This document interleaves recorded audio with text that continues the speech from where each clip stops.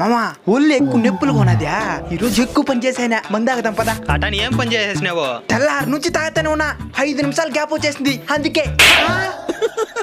అయినా నాకు అలవాట్లేదులే. అలవాటు చేసుకుంటేను కదా అలవాటు అయ్యేది. అదేం కాదు పదా. ఏం కానప్పుడు ఎందుకు తాగేది? ఏమెందుకు కదా స్వర్గం ఎప్పుడైనా చూసినావా? లేదు. స్వర్గం చూపిస్తా పదా.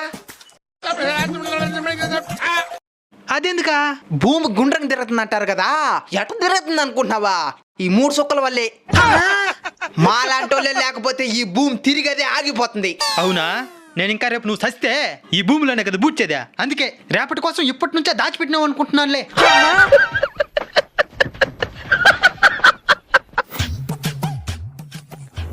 మామా ఒకసారి ఊదా. వాసన వస్తుందా? ఒకే రవ్వ కూడా రాలా. నువ్వుదా?